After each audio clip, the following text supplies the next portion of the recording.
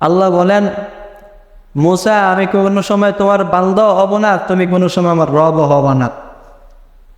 আল্লাহ আমি তো জানি আমি কোনো সময় রবও হব না আর আপনি কোনো সময় বান্দাও হবেন না, তারপরও যদি হইতেন তাহলে কি চাইতেন রবের কাছ থেকে? আল্লাহ আবারও বললেন, আমি কোনো সময় গোলাম হব না আর তুমি কোনো সময় রব হব না। মুসা আলাইহিস সালাতু ওয়াস সালাম রাগান্বিত পয়গম্বর, মর্জি ধরলে তো ধরতেন, তেমনভাবে ধরতেন যে মর্জি করতেন সেটা পরিপূর্ণ লাভ অর্জন করে তারপরে ছাড়তেন। নাচর বান্দা ছিলেন। তো আল্লাহর আবার প্রশ্ন করলেন, আল্লাহ আমি যদি গোলাম বা বান্দা যদি রব হয়ে যাইতাম আর আপনি যদি বান্দা হয়ে যাইতেন, তো বলেন না কি চাইতেন রবের কাছে? তো আল্লাহ মুসা আলাইহিস সালাতু ওয়াস সালামকে বলেন, আমি যদি গোলাম হইতাম আমি আমার রবের কাছে সবচাইতে বেশি চাইতাম এবং সবচাইতে আগে চাইতাম আল্লাহ তাআলা রব যেন আমাকে সুস্থতার নেয়ামত দান করেন। কারণ যে বান্দা পরিপূর্ণ সুস্থ না, সে বান্দা ইবাদতও করতে পারে, সে দুনিয়ার কাজও করতে পারে না, আখিরাতের সম্পদ জোগাড় করতেও পারে না। এজন্য বলছেন আল্লাহ যে সুস্থতা হচ্ছে অনেক বড় নেয়ামত, সুস্থতা অনেক বড় নেয়ামত। এজন্য সুস্থ থাকা অবস্থায় রবের শুকরিয়া আদায় করা। আল্লাহ বলেন, লাইন শাকারতুম লা আযীদান্নাকুম ওয়া লাইন কাফারতুম ইন্না আযাবি লাশাদীদ। বান্দা যদি নিয়ামত পাওয়ার পর শুকরিয়া আদায় করে, আমি আল্লাহ নিয়ামত আরো বৃদ্ধি করে দিই।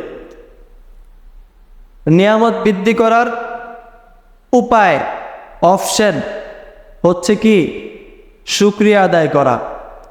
আর কোনো বান্দা যদি নিয়ামত পাওয়ার পরে শুকরিয়া আদায় না করে, অকৃতজ্ঞ হয়, আমি তার থেকে নিয়ামতকে ছিনিয়ে নেই এবং তাকে কঠিন আযাবের শিকার করি। এজন্য বেশি বেশি করে নিয়ামতের শুকরিয়া আদায় করা। যাই হোক, আমি খুতবার সময় একটা আয়াত এবং একটা রাসূল সাল্লাল্লাহু আলাইহি সাল্লামের অমীয় বাণী থেকে একটা হাদিস তেলাওয়াত করেছি। আল্লাহ তাআলা বলেন, লাকাদ কানা লাকুম ফি রাসূলিল্লাহি উসওয়াতুন হাসানাহ লিমান কানা ইয়ারজুল্লাহা ওয়াল ইয়াউমাল আখির।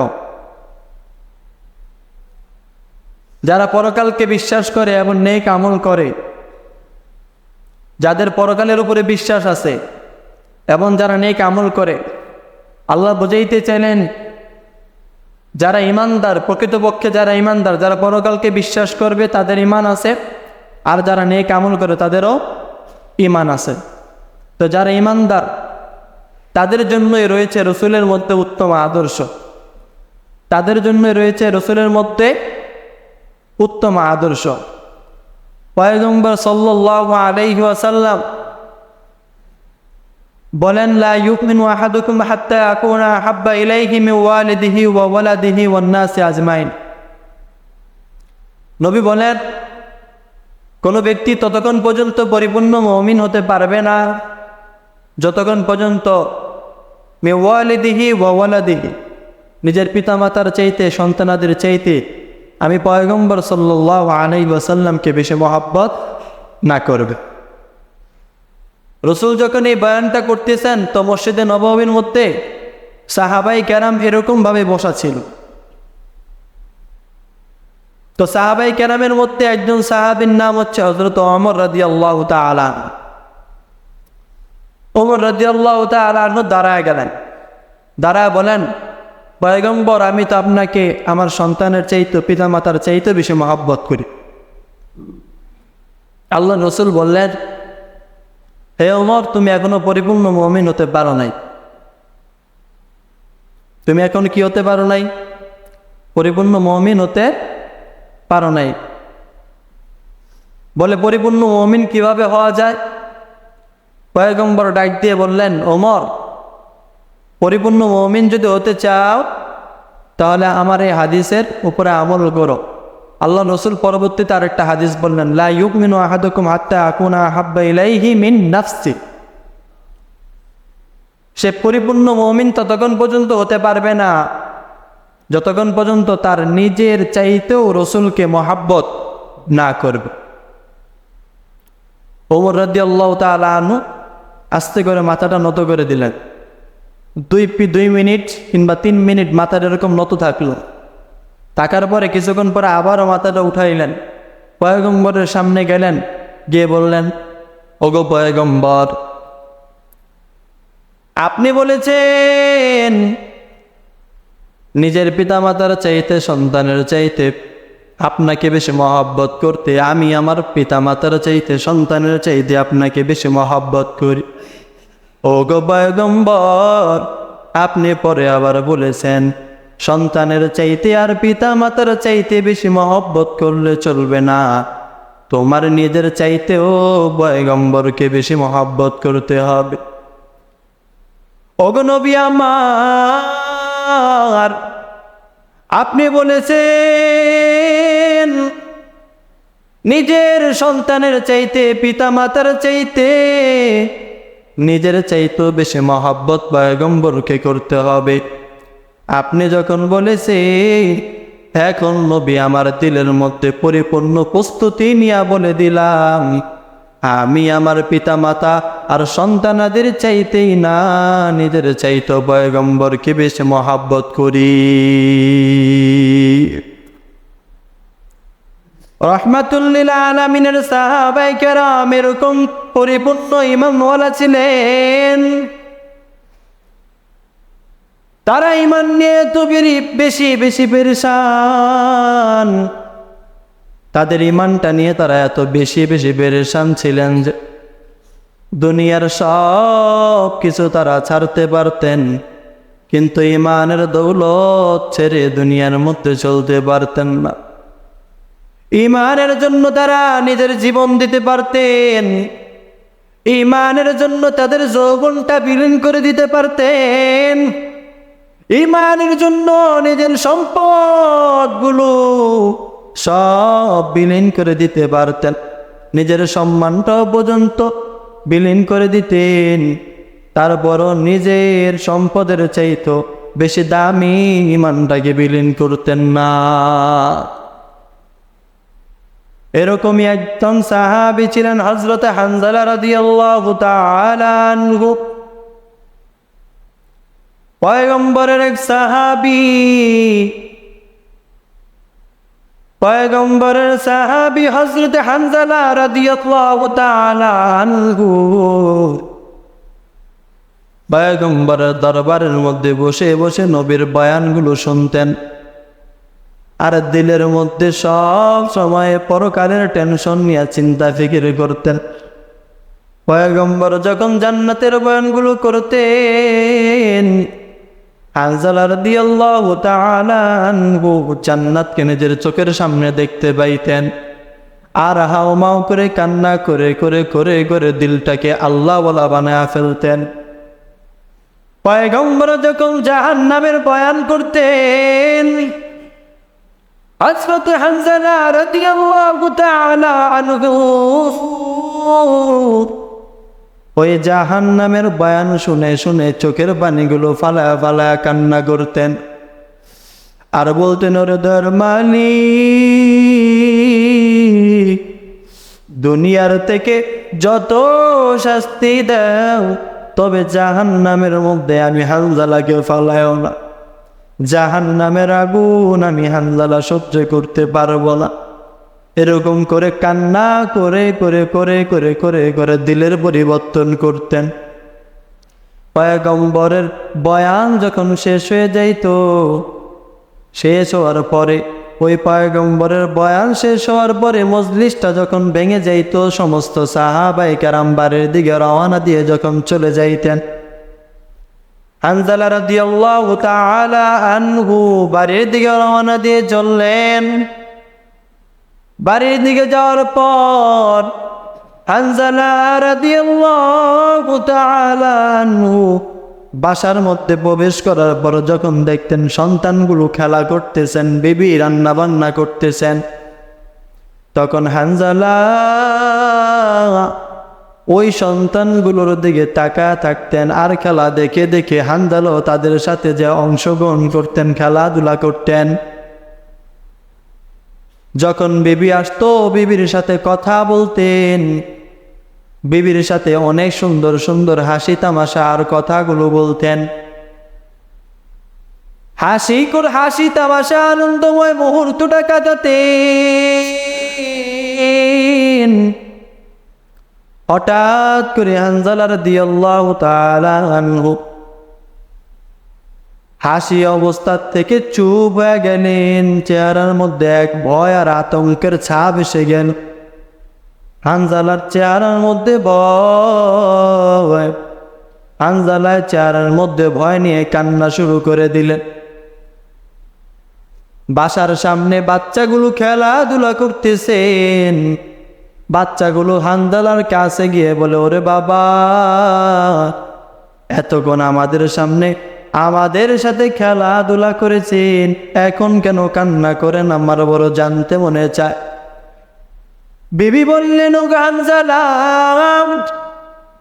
কিছুক্ষণ আগে আপনি আমাদের সাথে হাসি তামাশা করেছেন, বিভিন্ন ধরনের আনন্দময় কথা বললেন, এখন কেন হাসি বন্ধ করে দিলেন? আমার বড় জানতে মনে চায়, যদি একটু বলতেন অনেক উপকার হত। ওরে নবীর উম্মতের দল, হানজালা রাদিয়াল্লাহু তাআলা আনহু কোনো কথা বলে না। চোখের পানিগুলো ফালা ফালা হানজালা কান্না করে, আর বাড়ি থেকে একটা দৌড় মেরে রাস্তার মধ্যে চলে যায়। কাঁদতেছেন। রাস্তা দিয়ে যাওয়ার পরে দেখেন হযরত আবু বকর রাদিয়াল্লাহু তাআলা আনহু রাস্তা দিয়ে আসতেছেন। আবু বকর রাদিয়াল্লাহু তাআলা আনহুর দিকে তাকায় দেখলেন আবু বকর আসতেছেন। হানজালা আবু বকরের সামনে গিয়ে বলেন, ওগো আবু বকর ভাই, আপনার কাছে আমার একটা প্রশ্ন, আপনার কাছে আমার একটা প্রশ্ন জানার আছে। আপনি তো নবীর সবচাইতে বড় সাহাবী, সবচাইতে প্রিয় সাহাবী সিদ্দিক আকবর হযরত আবু বকর রাদিয়াল্লাহু তাআলা আনহু। আপনার কাছে আমার একটা বড় প্রশ্ন, আপনি যদি আমার এই প্রশ্নের উত্তরটা দিতেন আমার বড় উপকার হতো। হযরত হানজালা রাদিয়াল্লাহু তাআলা আনহু আবু বকর রাদিয়াল্লাহু তাআলা আনহু দিয়ে তাকায়া বললেন, ওগো আবু বকর ভাই, পয়গম্বরের দরবারে যখন আমি হানজালা থাকি, তখন আমার দিলের হালাত, দিলের অবস্থা এমন হয়ে যায় যেন আমি আমার রবের তাকব আমার দিলের মধ্যে ঢুকাইছি, আমার দিলের মধ্যে জাহান্নামের ভয়। তখন আমি হানজালার চোখের মধ্যে পানি, আর যখন আমি বাড়ির দিকে যাই, তখন আমার সন্তানগুলোকে দেখলে, আমার বিবিকে দেখলে আমার পরিবর্তন হয়ে যায় দিলটা। আমার রাসূলের দরবারে থাকা অবস্থায় দিলের যেই পরিবর্তন হয়, ওই পরিবর্তন আর আসে না। আমার অনেক ভয়, এই সময়ের ব্যবধানে আমার যে দিলের পরিবর্তন হলো, আমি হানজালা মনে হয় মুনাফিক হয়ে গেছি। হানজালা রাদিয়াল্লাহু তাআলা আনহু আবু বকর রাদিয়াল্লাহু তাআলা আনহুর কাছে গিয়ে বলেন, ওগো আবু বকর ভাই, হানজালা মুনাফিক হয়ে গেছে, হানজালা মুনাফিক হয়ে গেছে মনে। আবু বকর হানজালার দিকে তাকায় মাথাটা দোয়া দোয়া বলতেছে, ওরে হানজালা, কান্না করিও না রে ভাই, তুমি ন পয়গম্বরের একজন জলিলুল কদর সাহাবী, তুমি পয়গম্বরের একজন প্রিয় সাহাবী, তুমি চোখের মধ্যে পানি নিয়ে অন্তরের মধ্যে মুনাফিকের ভয় ঢুকায়ও না। তোমার যে হালাত, যে অবস্থান হয়, আমি আবু বকরের ঠিক একই অবস্থা, একই হালাত হয়। পয়গম্বরের দরবারে যখন আমি আবু বকর থাকি, জান্নাত জাহান্নামের বয়ানগুলো যখন আমি আবু বকর শুনতে থাকি, যখন পয়গম্বরের তাক মুখের উচ্চারণ থেকে, পয়গম্বরের মুখ দিয়ে যখন রবের পক্ষ থেকে রবের কথাগুলো শুনতে পাই, তখন আমার দিলের মধ্যে অনেক ভয় হয়, তাকওয়া অর্জন হয়, দিনের অনেক পরিবর্তন হয়। আবার যখন বাড়ির দিকে রওনা দিয়ে চলে যাই, তখন আর এই অবস্থাটা থাকে না। আমার বড় ভয় লাগে, আমি আবু বকর মনে হয় তোমার মতন মুনাফিক হয়ে গেলাম। আমি আবু বকর মনে হয় তোমার মতন মুনাফিক হয়ে গেছি। আবু বকর রাদিয়াল্লাহু তাআলা আনহু হযরত হানজালা রাদিয়াল্লাহু তাআলা আনহুকে নিয়া বলে, চলো না রে ভাই, এই অবস্থায় আমাদের আর কোনো দিকে যাওয়ার সময় নাই, পয়গম্বরের দরবারে যেতে হবে, কমপক্ষে একটা সমাধান আসতে হবে, পয়গম্বরের কাছে আমরা চলো যাই। আবু বকর আর হযরতে হানজালা রাদিয়াল্লাহু তাআলা দুইজন মিলে পয়গম্বরের দরবারের মধ্যে গেলেন। পয়গম্বরের দরবারের মধ্যে যাওয়ার পর পয়গম্বরকে ডাক দিয়ে বলেন, ওগো পয়গম্বর, আমি হানজালা যখন আপনার দরবারের মধ্যে থাকি তখন আমার দিলের অবস্থান এক থাকে, যখন দরবার থেকে আমি আমার বাড়ির দিকে চলে যাই অবস্থানের একটা পরিবর্তন হয়ে যায়। আমার মনে অনেক ভয়, আমি হানজালা মনে হয় মুনাফিক হয়ে গেলাম, আমার ইমানটা বুঝি দুর্বল হয়ে গেল গো নবী। আমি হানজালা মনে হয় মুনাফিক হয়ে গেছি। আল্লাহর নবী হানজালা রাদিয়াল্লাহু তাআলা আনহুর দিকে তাকিয়ে বলে, ওগো হানজালা, ভয়ের কোনো কারণ নাই, তুমি মুনাফিক হও নাই রে হানজালা। প্রত্যেকটা মানুষ দুনিয়ায় চলা অবস্থায় তার দিলের বিভিন্ন সময় বিভিন্ন ধরনের পরিবর্তন আসতে পারে। নিজের বিবির দিকে এক ধরনের দেখলে পরিবর্তন আসে, সন্তানকে দেখলে অন্তরের একটা চিন্তা আসে, মা বাবাকে দেখলে দিলের একটা পরিবর্তন আসে। আবার যখন উলামায়ে কেরামের কাছে যায়, যখন পয়গম্বরের সামনে থাকে, তখন কোরআন হাদিসের বয়ান শোনার পরে দিলের আবার অন্য এক পরিবর্তন হয়। তবে কোরআন হাদিসের বয়ান শোনার পরে দিলের মধ্যে যে পরিবর্তন হয় না, দিলের মধ্যে যে পরিবর্তন আসে, ওই পরিবর্তনটা যদি সব সময় থাকতো তাহলে ওই মানুষগুলাকে ফেরেশতারা বাজারে, বাসায়, বাড়িতে, মসজিদে, সর্ব জায়গায় ফেরেশতারা তাদের সাথে মুসাফাহা করত। যদি ওই পরিবর্তনটা থাকতো, সাহাবায়ে কেরামকে আশ্বাস দিয়ে দিয়ে পয়গম্বর বলতেছেন, ওরে সাহাবায়ে কেরামের দল, যদি দিলের ওই পরিবর্তনটা হতো, যদি দিলের মধ্যে সবসময় এই তাকওয়া অর্জনের যে অবস্থানটা তৈরি হয়, অবস্থানটা তৈরি থাকতো, তাহলে বাড়িতে, রাস্তা ঘাটে, মসজিদে, মাদ্রাসায়, সর্ব জায়গায় ফেরেশতারা তোমাদের সাথে মুসাফাহা করতো আর তোমাদের কাছ থেকে দোয়া নিত। দুনিয়ার সব মানুষের দিলের পরিবর্তন হয়, শুধু একমাত্র ফেরেশতাদের দিলের কোনো পরিবর্তন হয় না। কারণ তাদের বিবিও নেই, সন্তানও নেই, খাবারও কোনো চিন্তাও নেই। তাদের যদি সন্তান থাকতো, বিবি থাকতো, খাবারের টেনশন থাকতো, পেটের ফিকির থাকতো, দুনিয়া বিচিন্তা থাকতো, দিলের পরিবর্তন আসতো। তাদের এরকম কোনো ফিকিরও নেই, দিলের মধ্যে কোনো চিন্তাও নাই।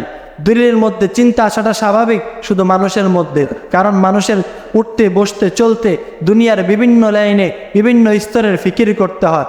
কখনো সন্তানের ফিকির, কখনো বিবির ফিকির, কখনো ওস্তাদের ফিকির, কখনো বাড়ির ফিকির, কখনো মা বাবার ফিকির। এজন্য কবি বলেন, দারে দুনিয়া কিসি বেগম না বাসত, আগার বাসত বনি আদম না বাসত।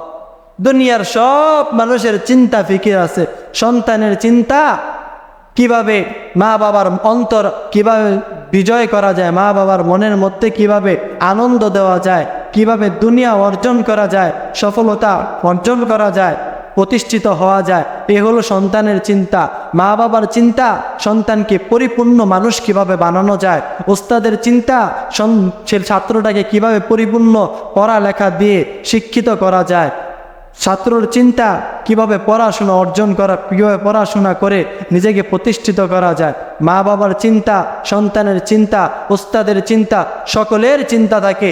এমনকি কোলের যে একটা ছোট বাচ্চা আছে, এই বাচ্চাটারও চিন্তা আছে, পেটের মধ্যে ক্ষুধা, কিভাবে ক্ষুধা নিবারণ করা যায়। এজন্য ওই বাচ্চাটা চিন্তিত অবস্থাও কান্না করে করে বুঝাইতে চায় আমার পেটের মধ্যে ক্ষুধা, ও মা আমাকে খাবারের ব্যবস্থা করে দেন। সন্তানের মধ্যেও চিন্তা, বিবির মধ্যেও চিন্তা, স্বামীর মধ্যেও চিন্তা। এজন্য কবি বলেন দুনিয়ার সর্বস্তরের মানুষের মধ্যে চিন্তা আছে, ফিকির আছে, এই জন্য দিলের পরিবর্তন হয়। তবে সাহাবায়ে কেরামের যে চিন্তা ফিকির ছিল যে আমি দুর্বল ইমান, আমার ভিতরে এই ভয়টা ঢুকছে যে আমার ইমানটা বুঝি দুর্বল হয়ে গেল, আমার তাকওয়া মনে কম হয়ে গেল, আমি মনে মুনাফিক হয়ে গেলাম। অথচ আজকে দুনিয়ার মানুষের মধ্যে এই ভয়ও নাই, এই চিন্তাও নাই, এই ফিকিরও নাই। দুনিয়ার মধ্যে শুধু ভয়, আমার সন্তান কিভাবে মানুষ করা যায়, আমার সম্পদটা কিভাবে রক্ষা করা যায়, আমার সম্পদটা কিভাবে নিরাপদ করা যায়, আমি দুনিয়াতে কিভাবে বাঁচব, কিভাবে প্রতিষ্ঠিত হব, কিভাবে নিজেকে বড় করব, এই চিন্তা, এই ভয় অন্তরের মধ্যে ঢুকাইলো।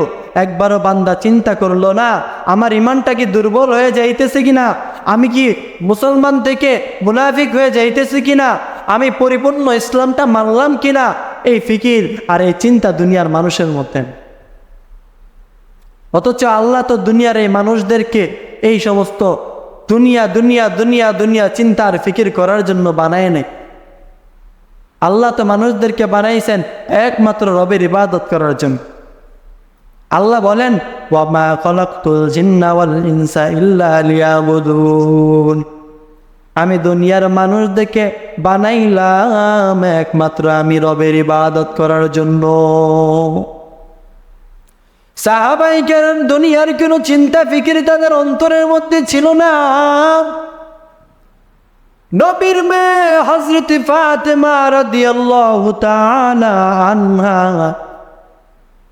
পয়গম্বরের কলিজার টুকরা, জুমার বয়ানের খুতবার সময় যাকে বলা হয় সাইয়্যিদাতুন নিসা আহলিল জান্নাহ, সমস্ত জান্নাতের রমণীদের সর্দার হযরত ফাতেমা রাদিয়াল্লাহু তাআলা আনহা।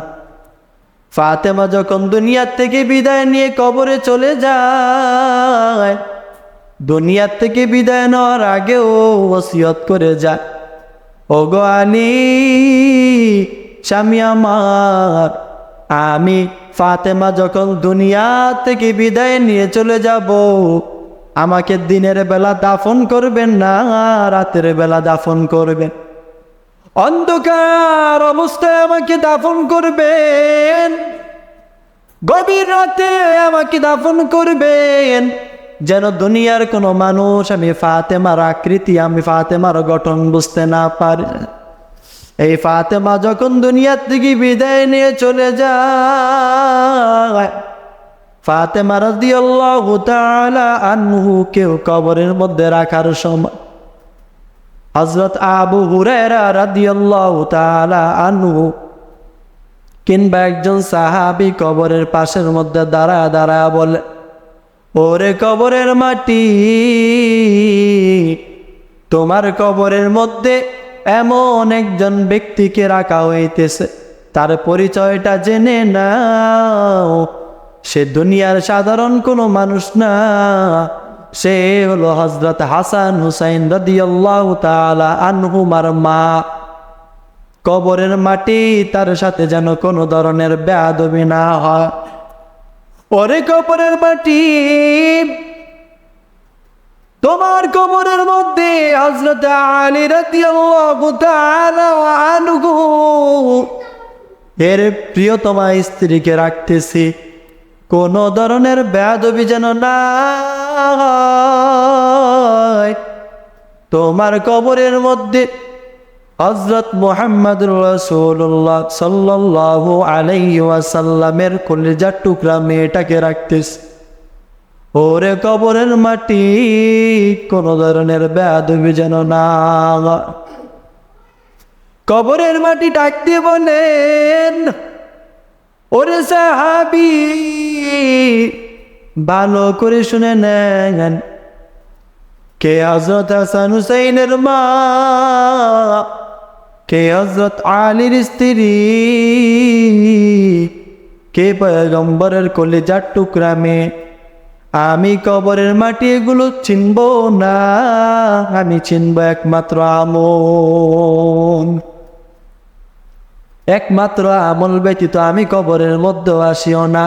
কবর দৈনিক মানুষদেরকে ডাক দিয়ে বলেন, আনা বাইতুল দুধ, আনা বাইতুল ওয়াদা, আনা বাইতুল জুলমা, আনা বাইতুল গুরুব।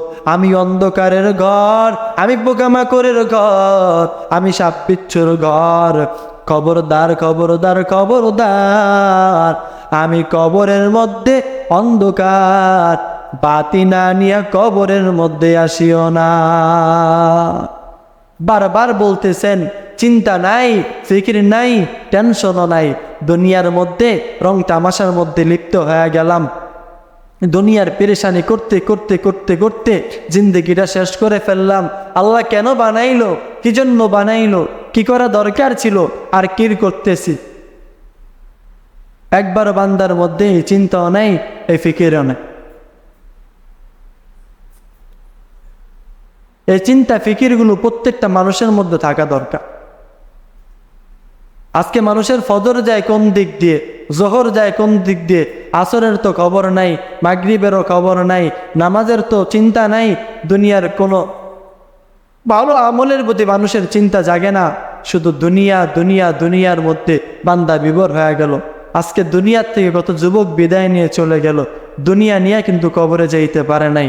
এজন্য আল্লাহ তাআলা আমাদেরকে দুনিয়ার চাইতে আখিরাতের চিন্তা বেশি বেশি করার তৌফিক দান করুক, আমাদেরকে কবুল করুক। ওয়া আখির দাওয়ানা আলহামদুলিল্লাহি রাব্বিল আলামিন।